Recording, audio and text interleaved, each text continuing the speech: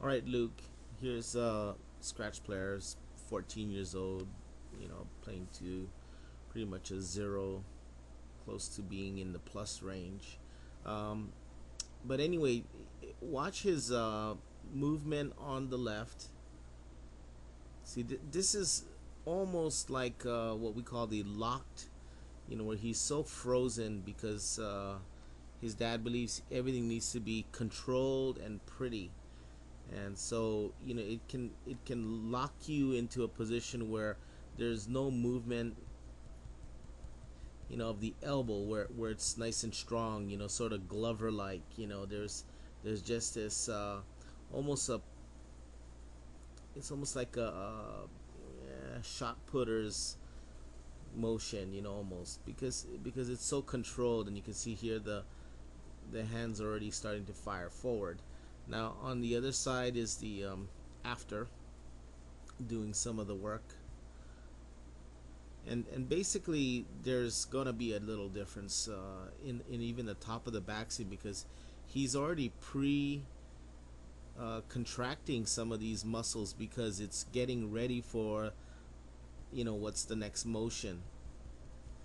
And so there you can see a little bit of the elbow starting a little faster, and you might get a little sense that things are held in just a little bit tighter in that lateral bend, because he does have a really good lateral bend. But you can see the difference there. um, Other interesting things happen again when these motions are changed. So see, here to me, he's pushing at it. It's not like he's jamming the elbow forward and ripping it. He's pushing it forward on the left. Now, what does that do to the elbow later on in the swing? Well, it gets in a position where it's fired and is dead. It can't do much from there. So you see how it looks kind of stuck. It looks kind of close, really, really close to the body. And actually, if you take the point right about here, the elbow right there, and then the hip bone would be probably a little bit in front there. Um, that's just inevitable, because as you push at it, you can't do anything with it. So there he is at impact, and then on the right here, I think this is close to a little bit. Elbow is right on top of it or a little bit in front, which in front would be the best possible place. And then you look at impact, and then you can see that the elbow is far clearer in front. There's some space in this area. Oops.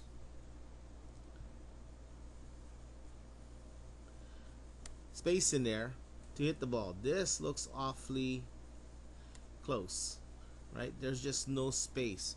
And so, that one little lateral bend move, the one little elbow move, all of that little things add up to something that's actually pretty helpful in the end.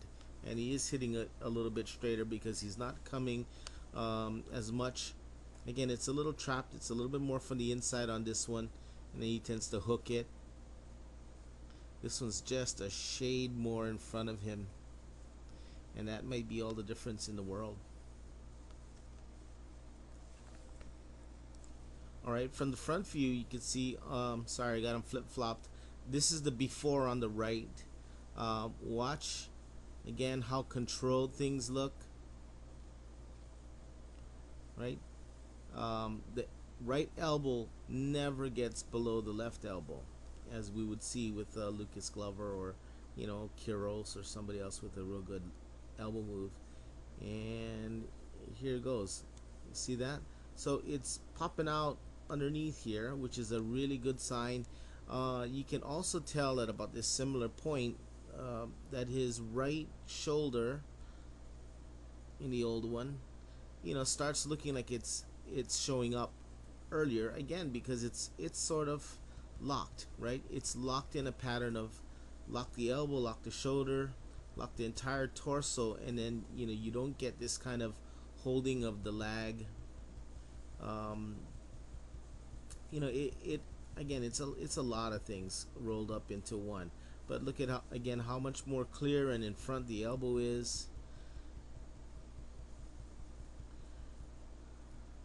right? And how much more behind this one looks. Okay, so it's all subtle moves. Again, a better player, you're just going to see more subtle differences, but it's there nevertheless. All right, and then here he is doing this little body blade exercise. He's taking it a bit further because he knows what to do. So again, twisting, rotating, twisting that flexible fiberglass. So he's bending it and twisting it. So you can see what it's doing to his left wrist. His right wrist is really pulling back as hard as he can. The elbow's jamming, and you can see the lateral bend on the side. And then I'm letting him kind of rotate his body through. So it's another step in the progression to getting this bend and then moving things